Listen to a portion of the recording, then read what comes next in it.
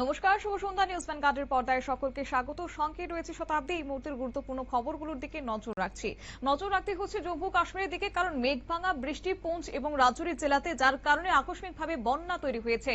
পুঞ্চে 77 millimetre পর্যন্ত এবং রাজৌরিতে 103 millimetre বৃষ্টিপাত হয়েছে। আর এই মুহূর্তে হরপাবানে কমপক্ষে 17 জনের মৃত্যুর খবর সামনে এসেছে। এছাড়া সেখানে নিখোঁজ রয়েছেন বহু মানুষ। বিস্তারিত জানবো, সঙ্গে যুক্ত হয়েছে প্রতিনিধি সোমনাথ মুখোপাধ্যায়। সোমনাথ, প্রবল বৃষ্টিতে জম্মু এবং কাশ্মীরের রাজৌরি ও পুঞ্চে হরপাবানে এ পর্যন্ত 17 জনের মৃত্যুর খবর সামনে এসেছে। বর্তমানে পরিস্থিতি কি জানতে পারছো?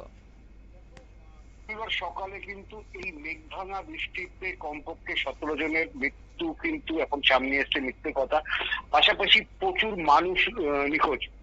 প্রশাসনের তরফে জানানো হয়েছে যে একটি প্রত্যন্ত গ্রামে কিন্তু এই মেঘভাঙা বৃষ্টি হয় এবং তারপরে কিন্তু সেই প্রত্যন্ত গ্রামটি সম্পূর্ণরূপে ভেসে গেছে। সেখানে কোনো মানুষকে কিন্তু এখন অব্দি খুঁজে পাওয়া যাচ্ছে না। উদ্ধারকারী দল কিন্তু কোনোভাবে সেখানে পৌঁছতে পেরেছে দুপুরের পর। তারপরে কয়েকটি মৃতদেহ উদ্ধার হয়েছে, কিন্তু এখনো যারা নিখোঁজ তাদের সন্ধান করছে উদ্ধারকারী দল। কিন্তু সমস্যা হচ্ছে ওখানে এখনো প্রচুর বৃষ্টি হওয়ায়, বৃষ্টি থাকায় কিন্তু উদ্ধার কাজে বারবার বাধা প্রাপ্ত হচ্ছে এবং মৃতের সংখ্যা যে আরো বাড়তে পারে সেটা নিয়ে কিন্তু কোনো একদম নিশ্চিত করে বলছে যে প্রশাসন, যে মৃতের সংখ্যা কিন্তু যারা নিখোঁজদের মধ্যে মৃতের সংখ্যা আরো বাড়তে পারে।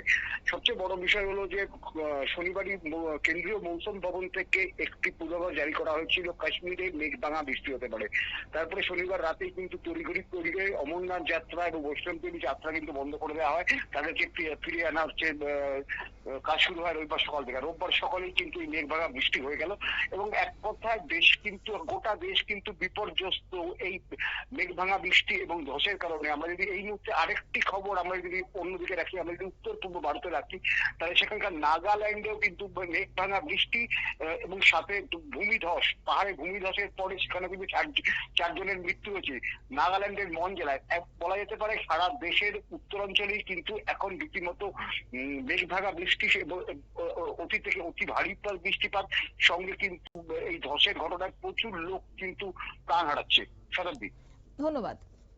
বন্যার ঝুঁকি রীতিমতো বাড়ছে এবং তার পাশাপাশি পুলিশ কে সতর্ক করা হচ্ছে প্রশাসনের পক্ষ থেকে। ঝুঁকিপূর্ণ এলাকাগুলিতে টহল, একই সঙ্গে মাইকিং চালিয়ে যাচ্ছে। নদীর তীরবর্তী ও নিচু এলাকায় বসবাসকারী বাসিন্দাদের অবিলম্বে নিরাপদ স্থানে সরে যাওয়ার আবেদন জানানো হচ্ছে। জেলা প্রশাসন জনগণকে সতর্ক থাকার পরামর্শ দিয়েছে। পাশাপাশি উদ্ধার কাজ এবং সমন্বয় ক্ষতিগ্রস্ত বাসিন্দাদের সহায়তার জন্য বর্তমানে কন্ট্রোল রুম খোলা হয়েছে। সমস্ত কিছু এখন নজরের মধ্যে রয়েছে। নিয়ে নিচ্ছে ছোট্ট একটি বিজ্ঞাপন বিরতির, সঙ্গে থাকুন।